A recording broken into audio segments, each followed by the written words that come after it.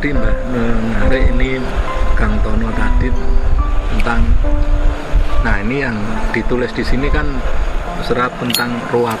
Iya. Nah sebenarnya pengertian ruwat itu seperti apa? Ruwat itu suatu pengkondisian, kalau bahasa sekarang itu mereset. Jadi kalau program itu kok macet, baca kesulitan, maka direset dari awal supaya memori atau cache dari itu hilang. Jadi tidak mengotori, tidak membebani. Artinya dengan adanya ruwat itu kotoran-kotoran atau sampah-sampah hidup itu bisa terbuang. Makanya dilambangkan dengan potong rambut, kemudian baju atasan bawahan, kemudian disertai potong kuku, kemudian itu dilarung. Artinya bahwa segala hal yang sudah dilakukan, yang dilampaui, yang mungkin itu akan membawa dampak yang berikutnya di perjalanannya bisa terbuang dan mereset pada kondisi baru. Untuk melangkah ke depan tidak terberatkan oleh keberatan memori masa lalu. Kalau di bahasa sekarang kan banyak itu yang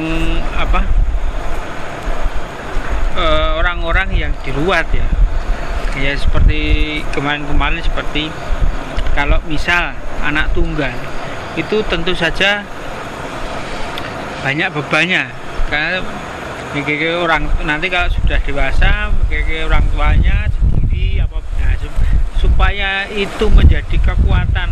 Kalau itu kan menambah kekuatan secara dalamnya atau spiritual dan kemantapan jiwanya untuk menapaki, karena tidak ada temannya itu kan harus kuat secara batin, makanya itu di luar.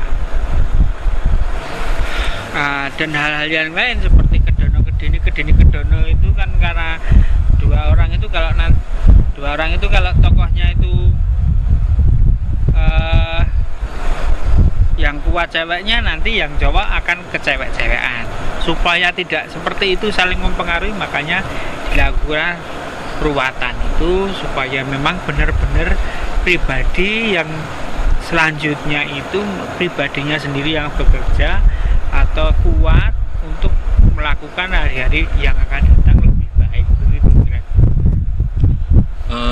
Nambah keterangannya Mbak Sulis, pemahaman tentang ruwat sendiri itu sebenarnya ketika dibicarakan dengan cara mekanisme komputer yaitu bersihkan bug ya. Cuman kalau dibicarakan secara biologisnya adalah teori radiasi. Kenapa disebut teori radiasi? Karena dengan teori radiasi itu diharapkan ada perubahan sel pada yang di luar. Kenapa kok seperti itu? Sebab teorinya yang pertama, dalangnya itu memang harus mempunyai kekuatan spiritual yang lebih.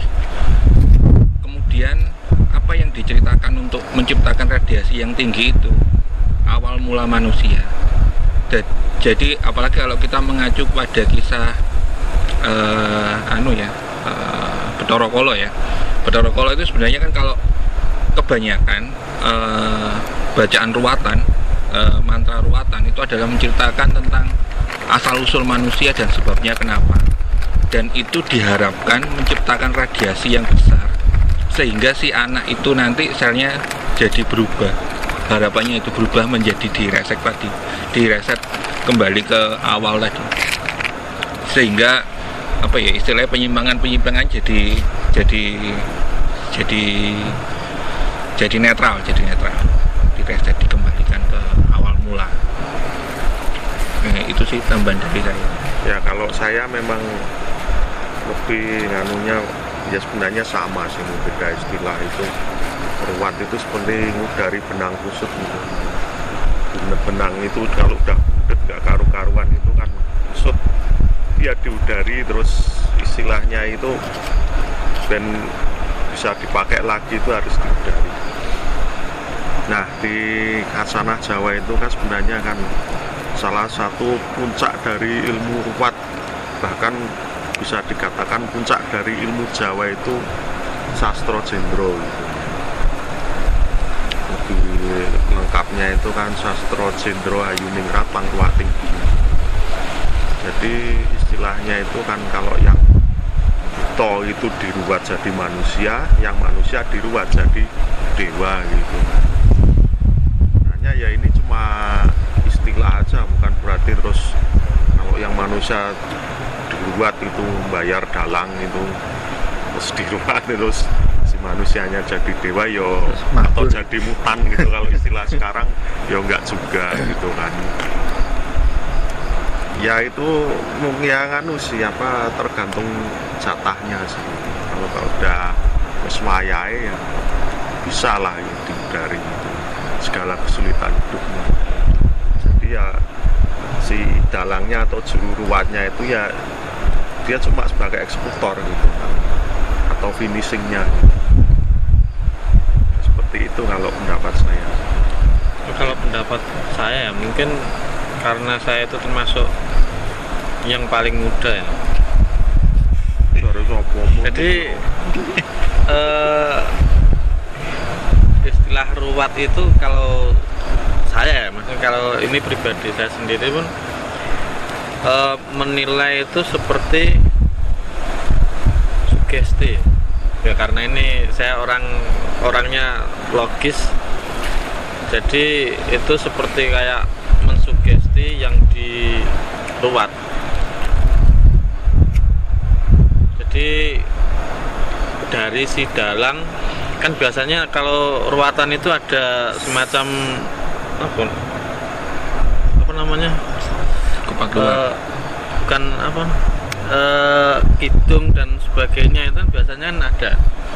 Nah itu kan kayak semacam nasihat-nasihat yang dimasukkan untuk istilahnya yang diruwat itu bisa menyesuaikan dengan isi kidung itu. Jadi kayak semacam sugesti ya kalau ini saya secara pribadi. Cuman kalau untuk masalah lebih ke spiritualnya mungkin karena saya belum nyampe ya itu seperti itu sih.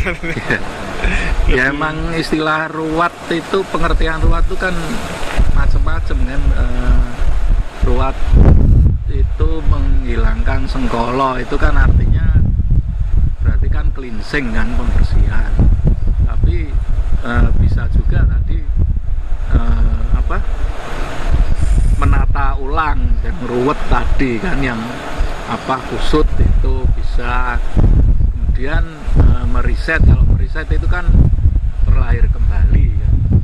Jadi ya istilahnya kan tumimbal lahir kan, jadi lahir dengan pribadi yang baru. Kalau dulu kebetulan saya pernah dikasih mantra dan ininya dari teman kita di Kaskus juga, yang mbahnya itu memang biasa meruat. Itu ya yang diberikan itu kalau prinsipnya memang meriset, mengembalikan, dan ada dua, jadi di riset kemudian ada perlindungan. Jadi supaya ini setelah ditata itu ada proteksi supaya tidak kembali lagi. Jadi ya semua pengertian itu sebetulnya intinya adalah menjadikan sesuatu yang kusut, yang bermasalah menjadi normal. Sebetulnya kan intinya itu, mau dibilang itu pembersihan, mau dibilang itu meriset, kembali lahir, itu sama saja. Intinya menjadikan pribadi itu jadi normal lagi. Terus kan kalau bicara ruwat itu kan, ini contoh ini kan, ada koruptor kelas kakap nih, dia terlibat banyak masalah nih, terus diruat gitu. Apa ya setelah itu dia terbebas dari hukuman? Ya nggak juga, nggak bisa. Ya mungkin bisa gitu kan, mungkin ya kalau diruat, kalau ruwatnya jalan gitu, dia akan sadar dan akan menjalani hukumannya gitu, dengan istilahnya dengan lebih legowo gitu. Nah betul, ya. Ya. Jadi yang berubah itu ya si manusianya itu kualitasnya bertambah gitu. Ya, hukumannya itu kesalahannya ya tidak jadi benar, tidak ini, ya. Cuman manusianya itu nanti kelak dia akan tidak mengulangi. Tidak mengulangi dan istilahnya sadarannya itu levelnya udah naik gitu. Ya seperti itu gitu. Terus bukan berarti terus sukses secara ekonomi terus nanjak atau gimana itu yang ya mungkin ada yang seperti itu gitu. Bisa jadi tergantung rezekinya. Iya. Soalnya kan orang itu persepsinya itu kan kalau masalahnya segalanya itu beres itu terus dia rezekinya nambah atau gimana itu ya nggak gitu juga sih gitu. Ya seperti itu. Ya tidak selamanya sebetulnya, kayak tadi kan contohnya koruptor. Kalau koruptor itu kan hasil perbuatan sendiri, berarti kan yang banyak itu yang trauma entah dulu kecilnya dibully atau mengalami sesuatu yang membuat dia trauma. Itu prinsip ruwat juga bisa diterapkan sehingga ini juga tidak menghilangkan memorinya, dia masih ingat sih peristiwanya. Cuman kalau sebelum diruat itu ada rasa sakitnya, ada rasa traumanya. Nah, fungsi ruwat itu dia terlahir kembali sehingga memori itu tidak akan mempengaruhi ke batinnya ya. Yang disebut Kang Tono tadi, orangnya jadi bisa menerima. Iya. Menerima dan ribon Mbak. Ya. Jadi kalau istilahnya ruwat itu sebenarnya memang ditujukan untuk perubahan pribadi, artinya berarti menjadi lebih baik. Sebenarnya banyak juga di agama Samawi, contohnya yang saya ketahui di Samawi itu contohnya baptis di Katolik maupun Kristen ya. Itu kan baptis itu terlahir kembali. Sebenarnya itu juga merupakan ruwat. Ya, prinsipnya sama. Prinsip ruwat. Ya, kalau memang dikatakan ruwat itu saya enggak, karena di agama-agama Samawi juga ada ruwat. Apalagi yang Buddhis maupun Hindu, Konghucu itu pasti ada ruwat. Ya, kalau yang di meditasi yang modern kan yang dibilang cleansing. Ya, cleansing. Tapi cleansing itu bukan ditujukan untuk perbuatan kejahatan. Ya. Artinya dia merubah pengaruh buruknya aja yang pengaruh buruknya kan pribadinya untuk berubah menjadi lebih baik. Kalau perbuatan-perbuatan yang dilakukan ya dipertanggungjawabkan menurut hukumnya. Ya, sudah tanggung jawabnya seperti itu. Menurut catatan sejarah juga ruwatan itu dilakukan ketika ada suatu peristiwa yang itu sifatnya sudah sangat sulit untuk diperbaiki. Salah satu contoh, ada pagebluk, ada apa itu kadang dilakukan ruwat. Nah, kadang pagebluk itu terjadi ketika bawaan air, itu juga dilakukan ruwat. Artinya bukan masalah tentang kelakuan dia. Jadi sifatnya itu sesuatu hal yang dia sebenarnya sudah hopeless untuk memperbaikinya. itu biasanya dilakukan ruwat. Tapi kalau dia itu perbuatannya yang sebenarnya perbuatan karena kelakuannya dia sendiri, ya nggak bisa diruat sebenarnya. Jadi memang sifatnya yang fundamental, jadi yang memang dasar-dasar sekali. Kayak trauma itu termasuk, karena trauma sendiri kan harus apa ya? Harus ada kejutan, harus ada sesuatu hal yang menjadikannya itu apa ya? Kayak shock terapi lah, sehingga bisa traumanya itu bisa hilang.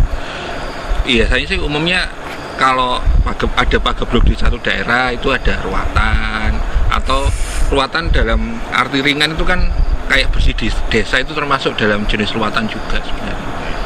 Dan kalau tadi bicara agama samawi itu kan, sebenarnya kalau di Islam itu ya ada, ini pendapat saya pribadi loh ya.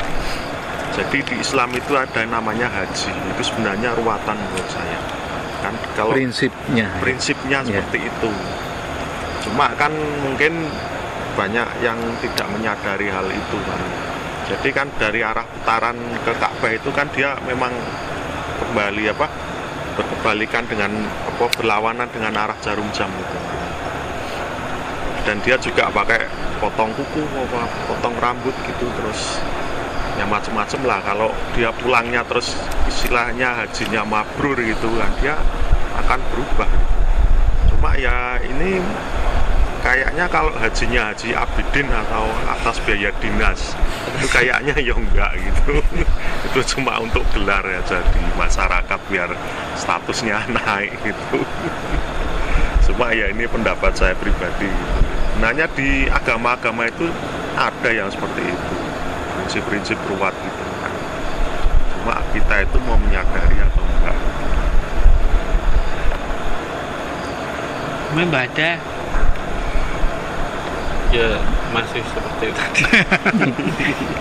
Ya emang ruwat itu menarik kok. Jadi prinsip-prinsip tentang ruwatan itu saya kira juga di berbagai budaya, mungkin agama juga kan ya, banyak yang ada gitu. Ya mungkin semuanya ada, cuman ya itu mungkin bahasanya aja yang berbeda. Bahasanya kan biasanya gini loh, ruwatan sendiri itu ketika diklasifikasikan, dijadikan prinsip-prinsipnya itu jadinya luas sekali. Contoh kayak pendidikan sendiri ketika diomongkan itu apa itu termasuk ruwatan, bisa jadi karena dengan pemahaman dan pendidikan yang lebih tinggi, orang bisa jadi lebih mengerti dan akhirnya jadi berubah. Ketika itu diomongkan secara prinsip-prinsip ruwatan, ya bisa jadi itu ruwatan juga. Bisa jadi. Yang jelas pendidikan yang ruwatan itu untuk pendidikan khusus, ya. Seperti tunagrahita atau Ya. tunawicara itu sampai bisa berkomunikasi kan harus diusahakan tuh. Nah itu kan ruwatan seperti itu, diusahakan supaya menjadi lebih baik. Artinya setelah dia itu lolos dari sekolah itu, dia akan bisa berkomunikasi, bisa mendengar walaupun tanda kutip ya, mendengarnya kalau orang tunarungu ya tentu dengan bahasa isyarat atau bagaimana. Bahasa isyarat itu adalah merupakan hasil dari ruwatan itu. Nah, Mintorogo sendiri atau Wening sendiri itu bisa juga dikategorikan ruwatan juga sebenarnya. Jadi ketika dia istilahnya menyadari kesalahannya dia sendiri, terus kemudian berjanji tidak akan mengulangi lagi, kalau itu disebut prinsip-prinsip ruwatan, itu juga bisa jadi ruwatan ya, juga. Memang luas sebenarnya ruwatan. Secara umum memang luas itu ruwatan itu. Cuma kan kalau bicara ritual itu ya paling yang kalau di Jawa itu ya paling kalau di galangan atau di wayang itu ya nanggap wayang lakonnya Murwokolo gitu kan. Kalau dulu entah kalau sekarang ya, saya pernah nonton itu sekali itu yang lakonnya Murwokolo itu dulu itu dalangnya almarhum Ki Timbul, dalang ruwat Jogja ya zaman dulu sih ya belum lama lah meninggal. Itu dulu itu setiap tahun itu di Taman Siswa itu, kebetulan saya menyaksikan itu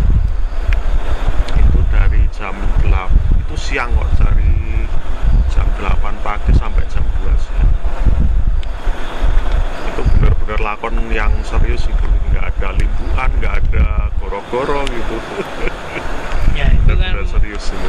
pelakon-lakon pemilihan lakon itu juga tergantung siapa ya. Supaya memang banyak yang ruwatan Murwokolo. Murwokolo itu artinya kan Murwo itu awal, Kolo itu waktu. Jadi awal waktu. Jadi kalau bisa diibaratkan kembali ke awal. Jadi yang diruat itu kebanyakan adalah masa bawaan. Dari awalnya itu sudah bawaan. Kok bawaan gimana? Seperti ya tadi tunggal, kedono ke sini, kedini ke sono, sendang kampet pancuran, pancuran kampet sendang, dan seterusnya itu. Itu dan dari lahir sudah begitu. Istilahnya cacat bawaan lah. Nah, kalau bisa kasarnya ya bisa dibilang cacat bawaan atau dari lahir genetiknya seperti itu. Bukan itu kesalahan yang disengaja. Nah, itu kemudian pakai Murwokolo. Nah, kalau dalam usahanya itu menemui kegagalan, sering jatuh, bisnisnya kok amburadul dan sebagainya, biasanya memilih lakon. Dimungkinkan Ya itu makanya lakonnya Sudo Molo. Ya. Selain wayang yang diruat ini juga melakukan ritual. Ya kalau isi Sukertonya itu setahu saya itu dulu kan ada aturannya itu, ya memang ada maharnya berapa, cuma nggak mahal waktu itu. Terus dia harus sungkem dulu ke orang tuanya sebelum diruat itu. Iya. Dan ada apa lagi gitu, saya lupa gitu. Tapi yang intinya itu dia sungkem dulu, istilahnya minta maaf sama kedua orang tuanya. Kalau sudah nggak ada orang tuanya ya walinya atau itu pamannya, bibinya atau pakdinya gitu. Nah saya itu waktu itu yang unik itu ketika si dalangnya itu dia kan membaca mantranya itu kalau nggak salah di lidahnya Betara Kala gitu. Itu panjang banget itu. Dan si dalangnya itu beliau itu iketannya itu dibalik gitu. Jadi yang talinya iketannya di belakang jadi Diputar balik. Jadi dia nggak diputar gini, nggak cuma diikat ulang. Diganti. Itu mantranya itu dibaca itu hampir 1 jam gitu. Wah panjang banget ini. Cuma itu memang benar-benar syahdu suasananya pada waktu itu. Ya mungkin tergantung dalangnya juga sih. Ya. Auranya itu beda pokoknya. Yang saya ketahui dari pedalangan sendiri itu untuk meruat biasanya tergantung dari kemampuan dalangnya. Artinya kalau seperti Mbah Timbul itu dan itu banyak dalang-dalang juga itu yang membaca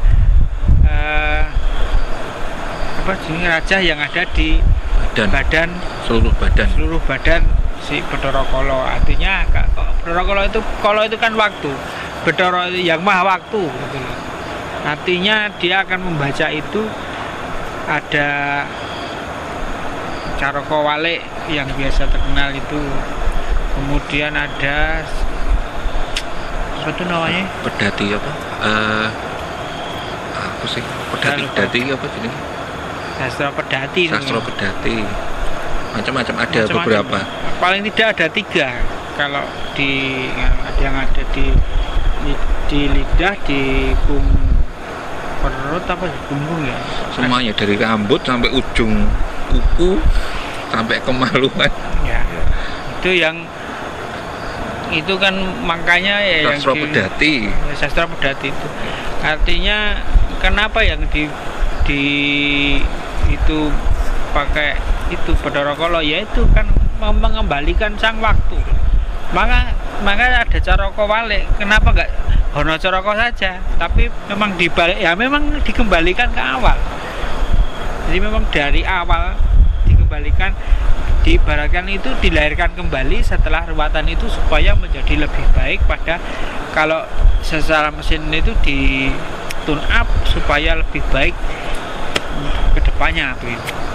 Dan ketika selesai membaca itu mantra itu, kalau nggak salah urutannya itu si Sukerto itu dia disuruh nginjak itu loh bumbung apa bambu itu kan, tapi cuma kan dia kan nggak, rosnya kan dipotong gitu, jadi cuma silinder aja gitu. Itu ya ada yang pecah, ada yang enggak gitu ya. Walaupun badannya gede gitu, katanya ada yang nginjak tapi malah mental gitu. Terus ada yang nginjak itu walaupun badannya kecil malah pecah gitu. Dan dilalah yang pecah itu sukses gitu. Nah yang mental itu ya nggak tahu gitu. Sukses maksudnya Sukses ya setelah diruat sudah sukses. dibuat berangsur-angsur itu dia naik gitu. Ya mungkin seperti Mbak Hada bilang ada unsur sugesti juga gitu. Tapi ya itu kan sebagai sudut pandang dari banyak sisi. Ya, itu kenapa dibiarkan begitu kan sebenarnya kalau dibiarkan orang Sukerto atau kena penganyam-anyam itu termasuk itu. Kalau memotong bambu yang bentuknya silinder, ya artinya kecil-kecil dengan lebar segini itu, Satu ros lah. ya enggak satu nyampe lah, satu enggak sampai, cuma kecil gitu. Kalau sisa cuma 5 cm sampai 10 cm itu potong kan lubang. Iya. Nah, itu harus dipecah. Itu kalau tidak ya itu kena penganyam-anyam atau itu kena penganyam-anyam itu karena tindakan.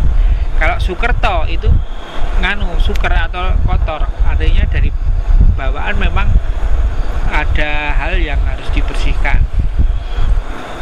Nah, karena penganyam-anyam itu seperti nugel ke gandik pipisan itu kalau buat jamu yang dari batu itu nugel. Kemudian itu motong bambu yang tidak ada rosnya itu tidak dipecah, itu kena Sukerto. Dan mungkin ada yang lain tapi saya juga lupa ya. Melewati jemuran barang itu. Nah, zaman dulu memang nggak boleh. Tapi saya ini nekat wong jemuran ya udah nggak ada tempatnya. Soalnya kotor tapi nek lewati jemuran ini kotor. Ketabrak. Nah, kalau yang meruat sendiri itu harus dalang atau bisa ini? Ya kalau ritual ruatan sendiri itu ya setahu saya ya, kalau yang Jawa itu ya dalang itu sebagai profesi, istilahnya dia profesi yang dekat dengan masyarakat gitu. Ya mungkin kalau kita mengacu profesi-profesi zaman dulu kan mungkin ada apa, budagi atau tukang kayunya itu, atau mungkin ulamanya atau rajanya dia meruatkan ya enggak juga. Hanya kan si istilahnya itu kan dalang itu kan dia sebagai storytelling gitu, storytelling yang paham gitu. Itu kan wayang itu kan sebenarnya kan simbol diri pribadi gitu. Bisa juga sebagai simbol sebuah jagat, dan ada dalang yang memainkannya. Nah dalangnya ini yang pantas meruat.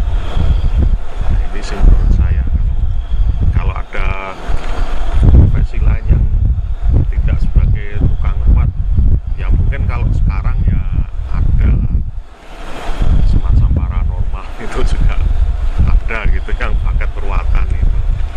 Ya makanya kan karena banyak yang seperti itu. Nah, kalau Mbak Sulis gimana Mbak? Ya sebenarnya itu untuk meruat diperlukan power atau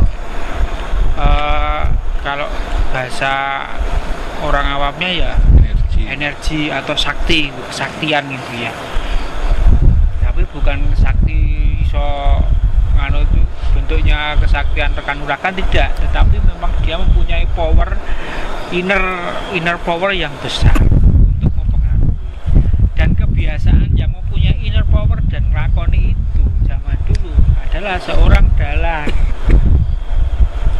Jarang orang-orang awam atau yang bergulang akan belajar keilmuan tentang kehidupan itu, orang awam itu jarang mempelajari. Kebanyakan orang awam ya belajarnya kanuragan dan sebagainya. Dan power yang besar yang dimiliki dalang itu ya yang dimanfaatkan untuk meruat. Jadi apakah yang bisa meruat cuma dalang tok? Ya tidak. Ada mbah-mbah, kalau zaman dulu ada paranormal kalau zaman dulu ya bilangnya dukun-dukun itu ya itu bisa meruat sebenarnya kalau dia memang mempunyai literasi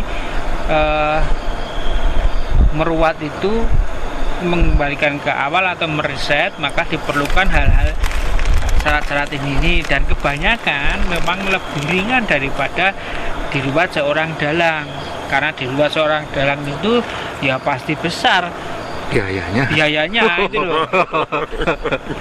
Biayanya itu pasti besar. Nah, sekarang ngundang dalangnya ya ngundang Wiyogo sudah berapa?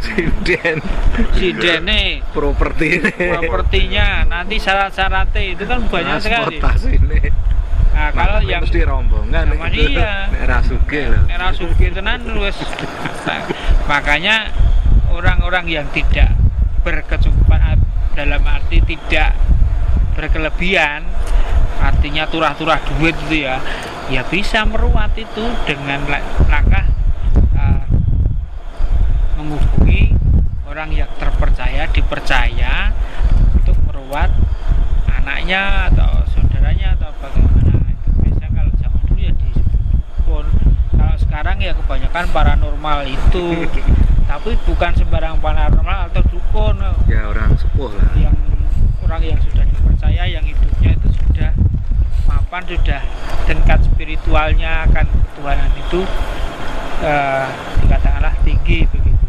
Makanya kan dulu itu kalau yang di Taman Siswa itu kan pendoponya itu dia kan ruatannya massal itu, jadi berapa puluh orang itu. Jadi biayanya ringan itu, kalau nggak salah 500.000 tuh bayar. 500.000 kalikan 30.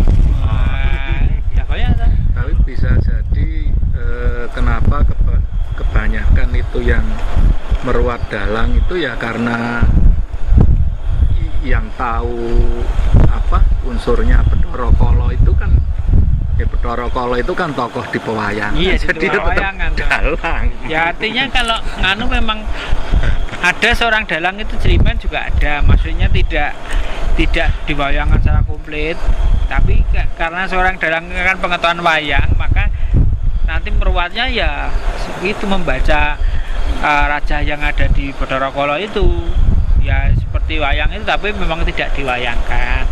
Tapi kalau seorang paranormal ya tidak harus seperti itu. Yang penting dia dari awal kehidupan sampai kematian itu dilakukan, dibacakan. Artinya seorang manusia itu dari lahir sampai kematian itu sudah ada rinciannya. Nah itu nanti untuk mereset kembali hal yang di dalam itu dengan itu. Nah syarat-syarat yang menjadi memberatkan kalau seorang paranormal mencari uang mungkin nanti marah ya paranormalnya. Kalau ngarani macam-macam kan, kalau pedalangan itu kan pakai kebu sepasang, semua serba sepasang, kebu, wedhus, ayam dan sebagainya, mungkin banyak itu ya sepasang itu. Nah ada titik paranormal itu hanya memakai ikan, bisa pakai ayam. Yang saya tahu pernah itu ya ikan kecil-kecil itu, ikan hidup jumlahnya sesuai umur. Umpamanya umurnya 30 tahun ya berarti ikan kecil-kecil itu 30. Naik water murah nah. Nah, yang bisa nggak apa-apa, tapi yang jumlahnya sesuai dengan umurnya. Arwana ya. Terserah ikannya harus terserah apa, tapi yang penting sesuai dengan umur. Anek landedet itu jaring ke itu biasa sudah beres. Jadi gini, nambahi keterangannya Mbak Sulis. Jadi sebenarnya kenapa sih kok harus dalang sendiri itu sebenarnya kan kita harus mengerti dalam kosmologi Jawa posisi dalang itu seperti apa.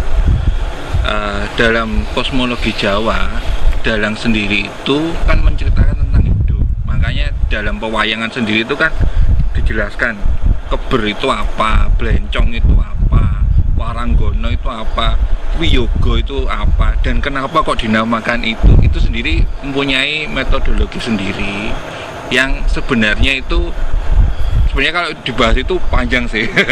Itu satu sesi sendiri sih sebenarnya. Dan kenapa kok dalang itu dianggap sebagai tokoh yang dianggap lumayan valid untuk melakukan ruwatan, karena itu pengaruhnya sama kosmologi tentang cerita pedalangan itu sendiri, tentang gelar wayang itu sendiri. Jadi istilahnya paket komplit lah, paket komplit dalam arti wayang sendiri itu kan secara metodologinya kan gelaran hidup. Makanya ada istilah bencong, ada istilah sampai tabuannya sendiri itu kan sebenarnya ada makna satu persatunya sendiri yang menggambarkan tentang hidup sendiri. Kenapa sih musikusnya kok namanya Wiyoga? Kenapa kok namanya Waranggono? Itu kan sendiri ada sebutan yang memang menerangkan untuk hal itu. Tapi itu sebaiknya dijadikan satu bahasa sendiri. Soalnya udah terlalu jauh sama ini. Secara bahasa dari depan ini sudah agak geser ya. Begitu kelihatannya sudah ya. Jadi memang Mitorogo ini, Mitorogo ya nggak apa-apa ya. Karena itu adalah pertapaan yang dulunya digambarkan adalah milik waktu Arjuna itu bertapa bergelar Begawan Ciptoning di Gunung Mitorogo.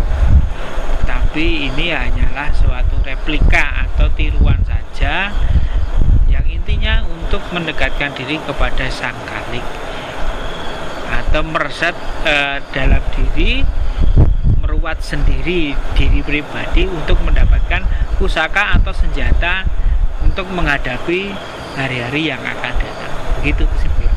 Ya, demikian obrolan kita tentang lokasi dan ruatan atau ruat. Kita akan ngobrol lagi di episode berikutnya. Sampai jumpa.